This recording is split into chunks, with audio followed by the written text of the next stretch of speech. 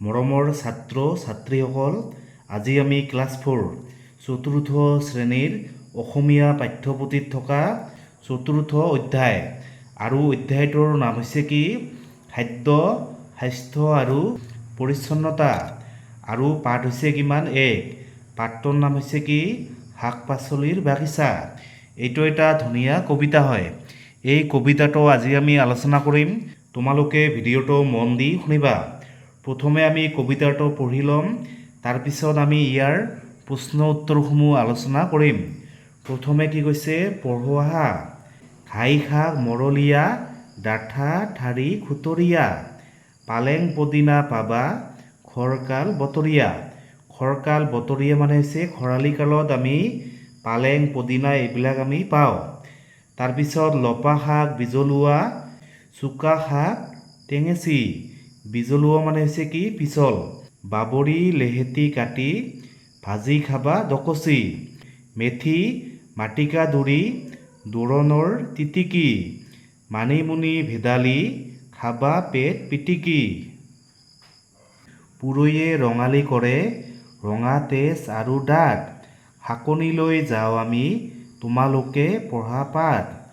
ভোল ভাল জহা ভোল ধুন্দুলি কোমোৰা, মায়ে ভাজি আনি দিলে ভণ্টি গোমৰা। ৰঙা মিঠা লাও খাওঁ টপালি টপালি, অমিতা খাৰত যায় পেটৰ অতপালি। অমিতাৰ খাৰ খালে পেটৰ বেমাৰ ভাল হয়। বেঙেনা বিজল বৰ ভেন্দি ছিঙে কোনে, উৰহী পিঁয়াজ আলু লাগে মনে মনে। মানে উৰহী পিঁয়াজ আৰু আলু আমাক বেগে বেগে লাগে। কেৰেলা বা কাকিৰল ব্ৰহ্ম তিতা ভাই। ব্ৰহ্ম তিতা মানে হৈছে বৰ তিতা। কেৰেলা আৰু কাকিৰল বৰ তিতা। মুখত দিলেই দেখোঁ জিও উৰি যায়। গাজৰৰ হালোৱাত যি সোৱাদ আছে, চালগমৰ ভজা খাই ভাইটিয়ে নাচে। ভাইটিয়ে চালগমৰ ভজা খাই নাচে। মূলা খালে কোৰমোৰ পেটে মাতে বৰ। মূলা খালে আমাৰ পেট কোৰমোৰ কৰে। ভাত কেৰেলাত নাই কোনো লৰফৰ, তিয়হৰ বৰ গুণ চালাডৰ ৰজা। বিলাহীয়ে তাৰ সতে হাত দিয়ে মজা। শ্বিলঙত স্কোৱাছৰ বাগিচা দেখিছা, জালি কোমোৰাৰ ভজা একেবাৰে মজা। এই কবিতাটো কোনে ৰচনা কৰিছে? ডক্টৰ ৰমা বৰা। তোমালোকে নামটো মনত ৰাখিবা। এতিয়া আমি পাঠটোৰ অনুশীলনীৰ প্ৰশ্ন উত্তৰসমূহ আলোচনা কৰিম।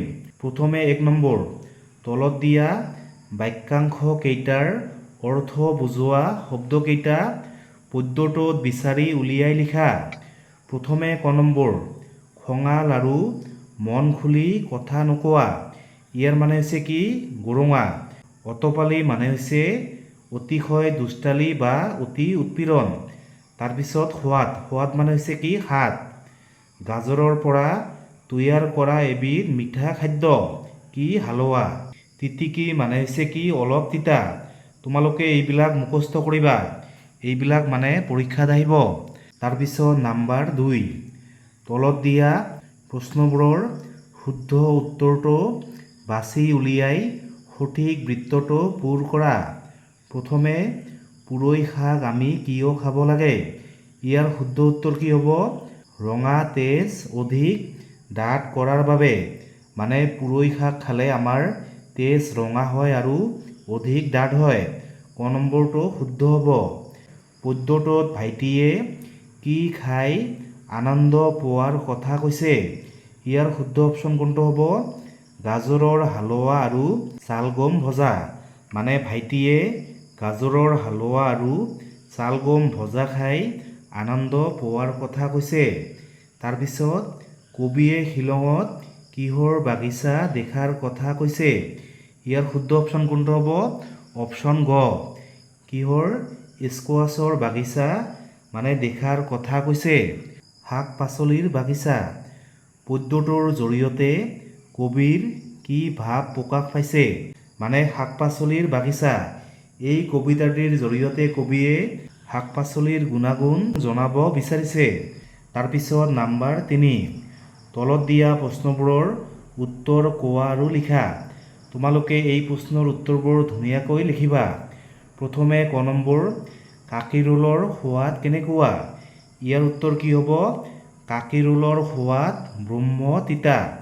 ব্ৰহ্ম তিতা মানে হৈছে বৰ তিতা। তাৰপিছত খ নম্বৰ, চালাডৰ ৰজা কোন? ইয়াৰ উত্তৰ কি হ'ব? চালাডৰ ৰজা হ'ল তিয়ঁহ। তাৰপিছত গ নম্বৰ, কি খালে পেটৰ অটপালি দূৰ হয়? পেটৰ অটপালি মানে হৈছে পেটৰ বেমাৰ। ইয়াৰ উত্তৰ কি হ'ব? অমিতা খাৰ খালে পেটৰ অটপালি দূৰ হয়। তাৰপিছত ঘ নম্বৰ, পদ্যটোত কোনটো শব্দই খৰালি কালৰ অৰ্থ প্ৰকাশ কৰিছে? ইয়াৰ উত্তৰ কি হ'ব? খৰকাল শব্দই খৰালি কালৰ অৰ্থ প্ৰকাশ কৰিছে। তাৰপিছত 4 নম্বৰ, ভাবা আৰু লিখা। তোমালোকে এই প্ৰশ্নৰ উত্তৰবোৰ লিখিব লাগিব।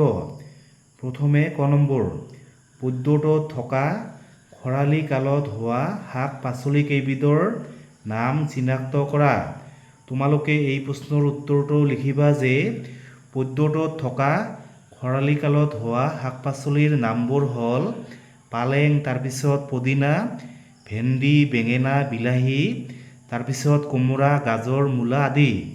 এইবিলাক মানে শাক পাচলি খৰালি কালত হয়। তাৰপিছত খ নম্বৰ, পদ্যটোত থকা কোনকেইবিধ শাক পাচলি তুমি ভাল পোৱা আৰু কেনেকৈ খাই ভাল পোৱা? এইটো তোমালোকে নিজে লিখিব লাগিব। তোমালোকে এইটো এনেকৈ লিখিবা যে মই বেঙেনা আৰু কোমোৰা ভাজি খাই ভাল পাওঁ। তাৰপিছত পালেং আৰু পদিনা শাকৰ বটা খাই ভাল পাওঁ। তিয়ঁহ আৰু গাজৰৰ চালাড খাই ভাল পাওঁ। তাৰপিছত গ নম্বৰ, তিয়ঁহৰ বহু গুণ, চালাডৰ ৰজা। তোমাৰ পচন্দৰ চালাড তৈয়াৰ কৰিবলৈ তুমি তিয়ঁহৰ উপৰি পদ্যটোৰ পৰা কোনকেইবিধ শাক পাচলি বাছনি কৰিবা? তোমালোকে এই প্ৰশ্নৰ উত্তৰটো লিখিবা যে গাজৰ, বিলাহী, মূলা, পিঁয়াজ। মানে চালাড প্ৰস্তুত কৰিবলৈ আমাক এইবিলাক মানে পাচলি লাগে। তাৰপিছত 5 নম্বৰ, শাক পাচলিৰ বাগিচা। পদ্যটোত তোমালোকে মুঠতে কেইবিধ শাক পাচলিৰ নাম পালা? সেইবোৰ শাক আৰু পাচলি হিচাপে ভাগ কৰি লিখা। এইবিলাক হৈছে কি শাক? এইটো হৈছে কি মৰলীয়া, পালেং, তাৰপিছত পদিনা, লফা, মানিমুনি, ভেদাইলতা, মেথি। এইবিলাক হৈছে পাচলি। কাকি ৰোল, তাৰপিছত ভোল, কেৰেলা, গাজৰ, উৰহী, কোমোৰা। এইবিলাক হৈছে পাচলি আৰু এইবিলাক হৈছে কি শাক। তাৰপিছত 6 নম্বৰ, কিছুমান শাক পাচলি লতাৰ দৰে বগাই যায়। এনে গছবোৰ বগাই যাবলৈ হেদালি, জেং আদি দি সুবিধা কৰি দিয়া হয়। পদ্যটোৰ পৰা লতাজাতীয় শাক পাচলিবোৰৰ নাম বিচাৰি লিখা। তোমালোকে এই প্ৰশ্নৰ উত্তৰটো লিখিবা যে পদ্যটোত থকা লতাজাতীয় শাক পাচলিবোৰৰ নাম হৈছে ভেদেলী লতা, তাৰপিছত ভোল, তিয়ঁহ, ৰঙালাও, উৰহী, তাৰপিছত কেৰেলা, ভাতকেৰেলা আদি। এইবিলাক হৈছে কি লতাজাতীয় শাক পাচলি বা লতাজাতীয় উদ্ভিদ। তাৰপিছত 7 ক, পঢ়া। তোমালোকে এইবোৰ পঢ়িবা। শাকনিলৈ যাওঁ আমি, তোমালোকে পঢ়া পাঠ। ইয়াত শাক মূল শব্দটোৰ লগত অনি যোগ হৈ শাকনি হৈছে। শাক যোগ অনি কি হ'ল? শাকনি। ঠিক তেনেকৈ ঘাঁহ যোগ অনি কি হ'ব? ঘাঁহনি। মাহ যোগ অনি কি হ'ব? মাহনি। ওপৰত দিয়া উদাহৰণকেইটা চাই তলৰ শব্দকেইটা ভাঙি দেখুওৱা। এইবিলাক তোমালোকে এনেকৈ লিখিবা। এইটো হৈছে কি ধাননি। ধান যোগ অনি কি হ'ল? ধাননি। এইটো হৈছে বাঢ়নি। বাঁহ যোগ অনি কি হ'ব? বাঢ়নি। এইটো হৈছে কাঠনি। কাঠ যোগ অনি কি হ'ব? কাঠনি। এইটো হৈছে কি পদুমনি। পদুম যোগ অনি কি হ'ব? পদুমনি। তাৰপিছত 8 ক, কি কৈছে? পঢ়া। পুৰৈয়ে ৰাঙলী কৰে, ৰঙা তেজ আৰু দাঁত। শাকনিলৈ যাওঁ আমি, তোমালোকে পঢ়া পাঠ। এই পদ্যফাকি গদ্যত লিখিলে হয় পুৰৈয়ে ৰঙা তেজ, ৰাঙলী আৰু দাঁত কৰে। আমি শাকনিলৈ যাওঁ। তোমালোকে পাঠ পঢ়া। ইয়াত প্ৰথম বাক্যত কৰে পদটোৱে পুৰৈয়ে তেজ ডাঠ কৰা কাম। তৃতীয় বাক্যত যাওঁ পদটোৱে শাকনিলৈ যোৱা কাম আৰু তৃতীয় বাক্যত পঢ়া পদটোৱে পাঠ পঢ়া কাম কৰা বা হোৱা বুজাইছে। এনেদৰে কোনো কাম কৰা বা হোৱা বুজোৱা পদবোৰেই হ'ল ক্ৰিয়াপদ। জানি থোৱা, যি পদে কোনো কাম কৰা বা হোৱা বুজায় সেই পদক ক্ৰিয়াপদ বোলে। তোমালোকে বুজি পালা? ক্ৰিয়াপদ মানে হৈছে কি, যিবিলাক পদ বা যিবিলাক শব্দই কোনো এটা কাম কৰিবলৈ কয়। যেনে পঢ়া, কিতাপ পঢ়া, এই পঢ়াটো হৈছে কি মানে ক্ৰিয়াপদ। এইটো হৈছে কি যাওঁ, যাওঁ মানে হৈছে যোৱা, এইটো হৈছে কি ক্ৰিয়াপদ। তলত দিয়া পদ্যভাষী গদ্য ৰূপত লিখি ক্ৰিয়াপদবোৰৰ তলত আঁচ টনা।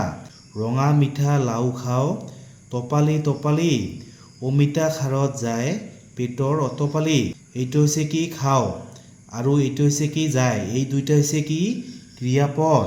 তাৰপিছত ৯ নম্বৰ, কাষৰ কাঠখনৰ পৰা উপযুক্ত কাম কৰা বা হোৱা বুজোৱা শব্দ ব্যৱহাৰ কৰি তলৰ বাক্যকেইটা পূৰ কৰা। তোমালোকে এইবিলাক শব্দৰে এই খালী ঠাইবিলাক পূৰণ কৰিবা। এইবিলাক মানে পৰীক্ষাত আহিব।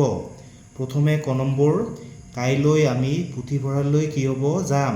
তাত বহুত কিতাপ আছে, আমি তাত কিতাপ পঢ়িম।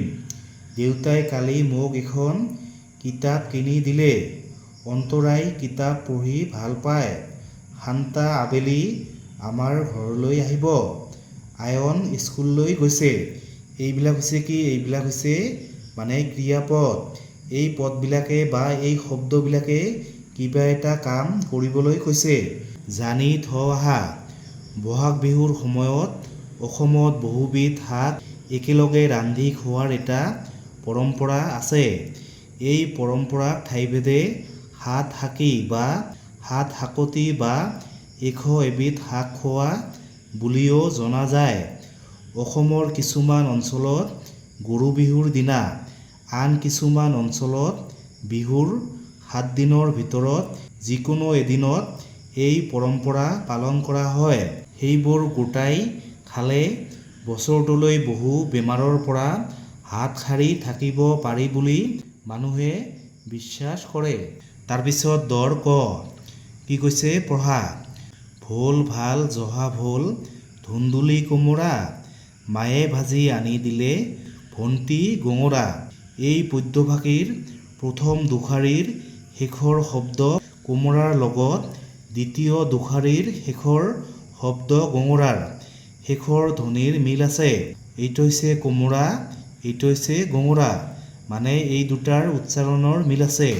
তাৰপিছত খ নম্বৰ, তলত দিয়া প্ৰথম দুষাৰী পদ্যৰ শেষৰ শব্দৰ শেষৰ ধ্বনি মিলাই দুটাকৈ পদ্য ৰচনা কৰা। এতিয়া তোমালোকে এইবিলাক এনেকৈ লিখিবা। ভীম চেনি মালভোগ আৰু যত কল, পকিলে সুবাস বিয়পে মন কৰে টলমল। গাখীৰৰ বৰ গুণ বৰ পুষ্টিকৰ, সৰু ডাঙৰ সকলোৰে অতি উপকাৰ। তাৰপিছত লিখিবা, শাক পাত পাচলি সকলোৱে খাবা, প্ৰতিদিনে খালে নিৰোগী হবা।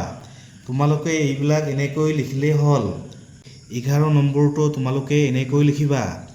এইটো হৈছে কি আম, আমৰ পৰা আমি আচাৰ, তাৰপিছত চৰ্বত, জাম আৰু জেলি এইবিলাক খাদ্য আমি প্ৰস্তুত কৰিব পাৰোঁ।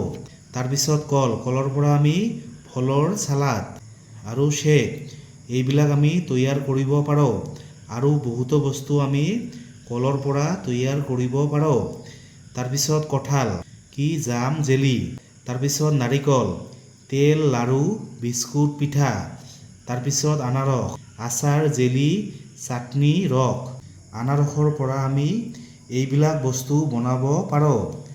তাৰপিছত 12 নম্বৰ, সাঁথৰ ভাঙোৱাহা। প্ৰথমে ক নম্বৰ, গোন্ধ পালেই নাকত ধৰে, পেটৰ ৰোগত বিচাৰি ফুৰে। ইয়াৰ মানে কি হ'ব, ভেদাইলতা।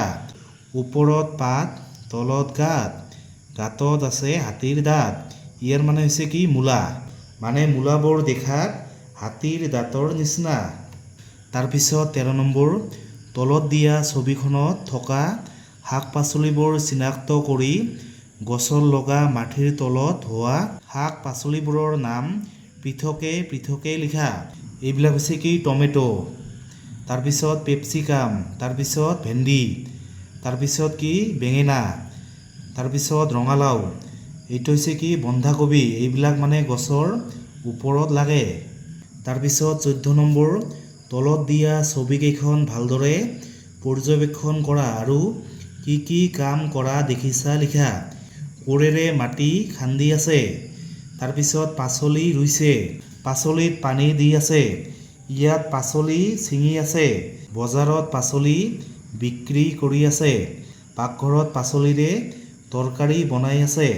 15 নম্বৰ, তোমালোকে যিকোনো দুবিধ মানে পাচলি মাটিৰে বনাবা আৰু ৰং দিবা। তাৰপিছত 16 নম্বৰ, নাৰিকল গছৰ পাতেৰে পেঁপা আৰু হাতঘড়ী বনাবা।